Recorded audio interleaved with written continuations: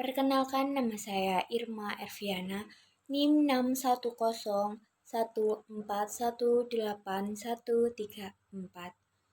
Di sini saya akan presentasi untuk memenuhi tugas mata kuliah psikologi olahraga.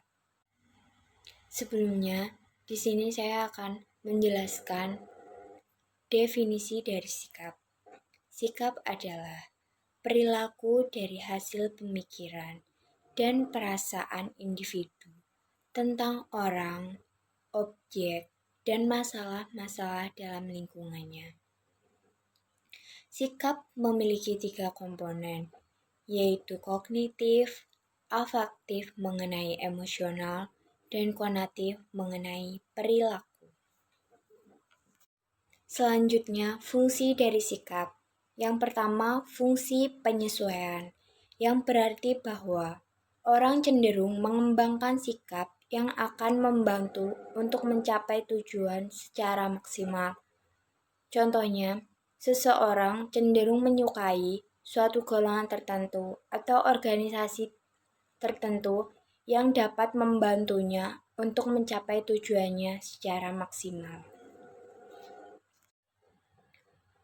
Selanjutnya, yang kedua, fungsi pertahanan diri, mengacu pada pengertian bahwa sikap dapat melindungi seseorang dari keharusan untuk mengakui kenyataan tentang dirinya. Contoh fungsi ini adalah perilaku yang dilakukan oleh dirinya sendiri untuk melindungi dari kenyataan tentang dirinya dengan cara mempertahankan diri. Yang ketiga adalah fungsi ekspresi. Nilai berarti bahwa sikap membantu ekspresi positif nilai-nilai dasar seseorang, memamerkan citra dirinya, dan aktualisasi diri. Yang keempat adalah fungsi pengetahuan. Berarti bahwa sikap membantu seseorang menetapkan standar evaluasi terhadap sesuatu hal.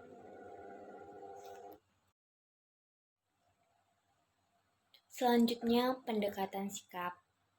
Pendekatan sikap dibagi menjadi 2. Yang pertama, pendekatan fungsional, dan yang kedua, pendekatan struktural.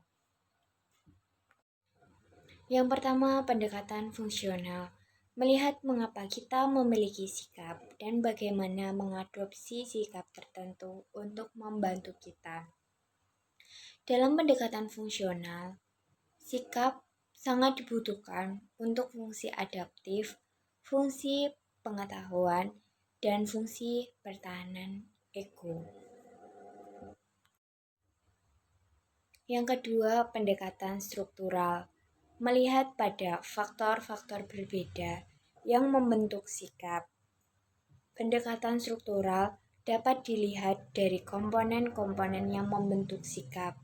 Ada 3 aspek sikap. Yang pertama, dimensi kognitif, yaitu dari sikap yang berkaitan dengan keyakinan kita.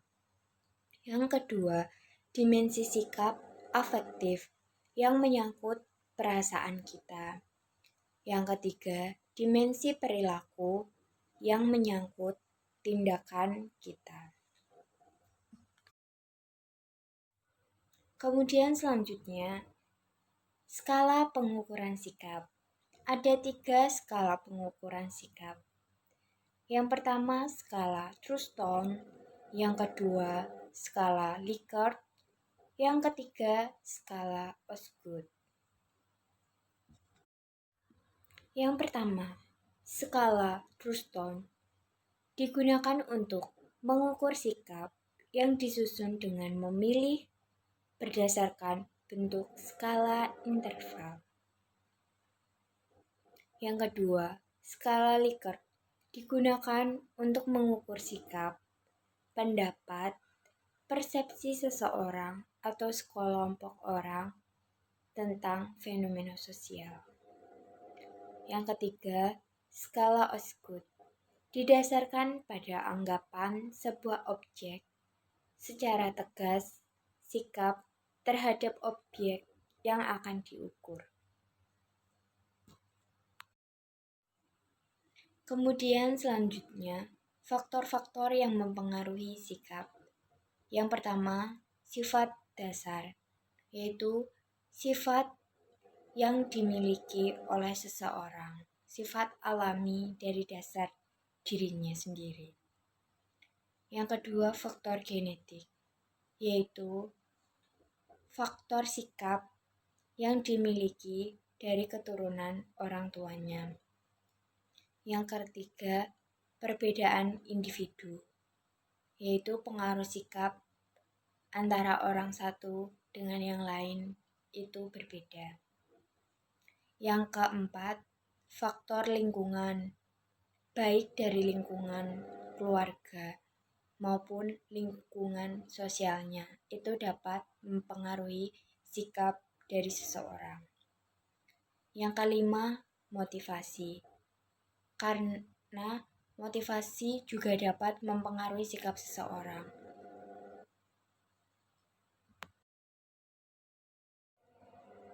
Kemudian selanjutnya, strategi untuk mengubah sikap dalam olahraga.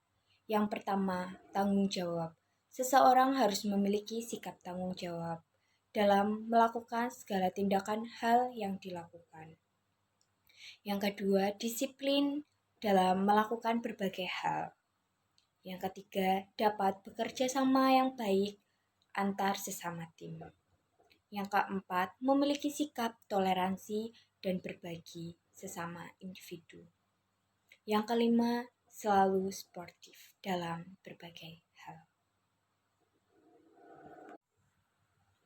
Terima kasih. Sekian presentasi dari saya. Kurang lebihnya saya mohon maaf. Wassalamualaikum warahmatullahi wabarakatuh.